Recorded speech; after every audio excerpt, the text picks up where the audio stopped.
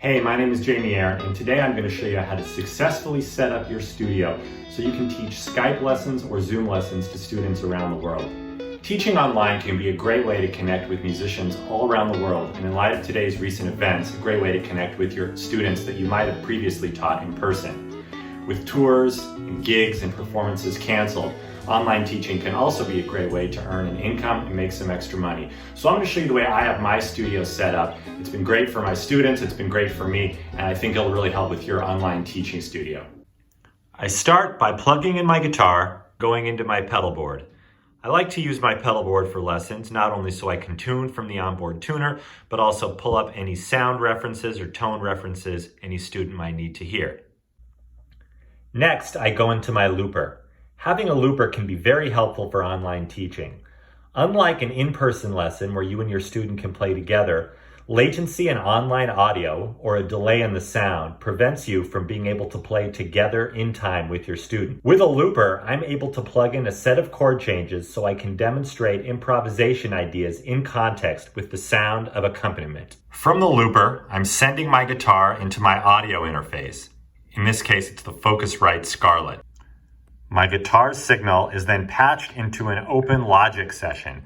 I'm using Logic as a way to get the guitar sound, and I actually have an amp modeler going so I can get some good tone and make it sound like I'm playing through an amp. But I don't have to have an amp on in the background because I'm sending a direct signal into Zoom. This can be helpful because you don't want to have a loud amp blasting if you live in an apartment or have a family member working from home. I also have a vocal mic set up, and I speak to my students through the vocal mic, which is also going through the Logic session and plugged into my audio interface. This way I can speak to my students directly, they can hear my voice clearly, and I don't have to disturb anybody else in the house by yelling into the computer. So now that we have a clean and direct audio signal from both the guitar and the vocal mic going through Logic, let's open up Zoom. So now we have to get the audio signal from our interface into Zoom.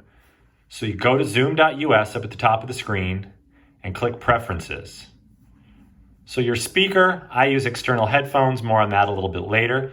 And so for the microphone, i.e. what your students are going to hear, the output, you'll just select your audio interface. Instead of using the computer's built-in microphone, you'll use your audio interface and you select that. So everything that's coming from your interface and through Logic will go as the output to the audio signal that your student hears. And finally, I'm coming out into these headphones. That way I can hear my students, I can hear my own guitar and my own voice clearly, and I'm not disturbing anybody else in the house.